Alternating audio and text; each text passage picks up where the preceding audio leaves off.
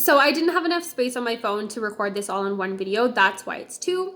But we're picking up where we left off at the games, activities, and books section after the sub-stepping and super-stepping. So my first book was Cat in the Hat by Dr. Seuss, very well-known children's book.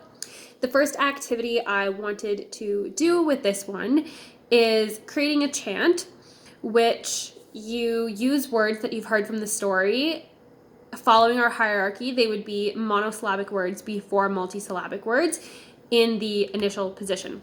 So that could be hat, cat, fish, dish, house, doll, or day, and create a chant with it. So the chant would go as such if we were using the word fish. Fish, fish, fish, fish, fish, fish, shh, shh, fish. And that targets the final position in fish, but we would do a initial position in a monosyllabic word. But that's how it would go, and it would demonstrate the portion where you're snapping is the isolated phoneme.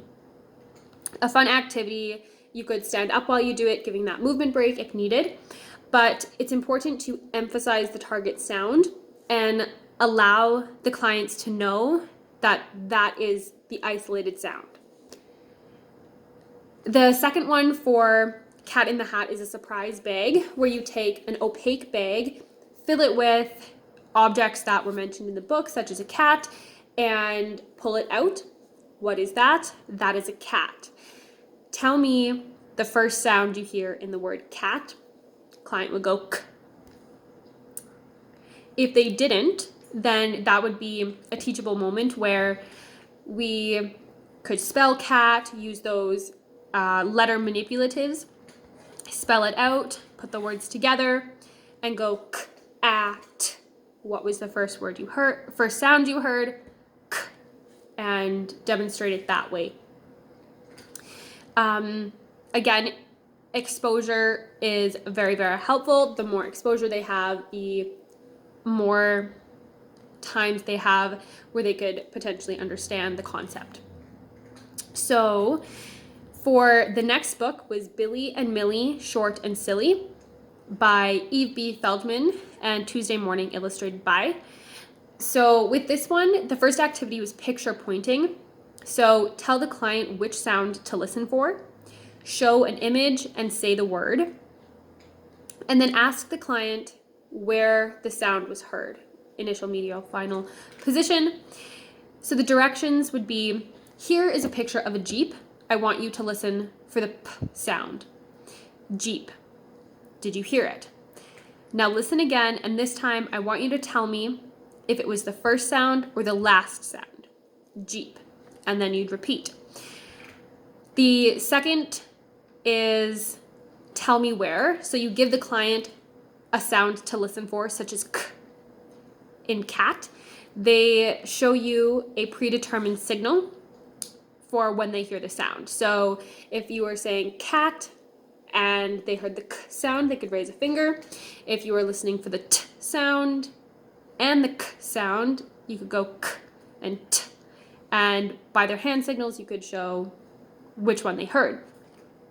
And then delve deeper into, did you hear it, the first sound, the middle sound, or the last sound as a super step. So for the last book, I chose Hop on Pop, another Dr. Seuss classic. And for the activity, I did hide and seek sounds.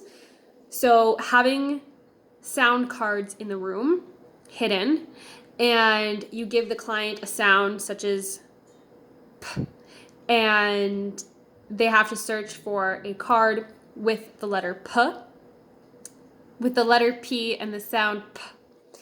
And so it could have a picture of a pig, and you would say with the client, pig. Did you hear it in the initial, medial, final, or did you hear it at all? And so they would go around the room searching for cards that have their isolated sound in it. With the game telephone, I adapted it so the instructor would give the clients of the group a position they're to focus on in the word, initial, medial, or final.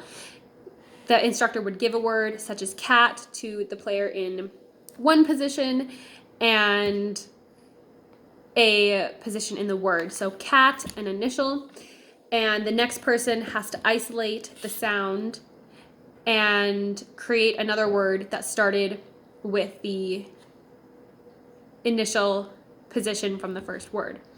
So that would be player 1 has the final position for the word cat, and they would identify t, and player 2 would identify t, but then move it to the initial position for tack.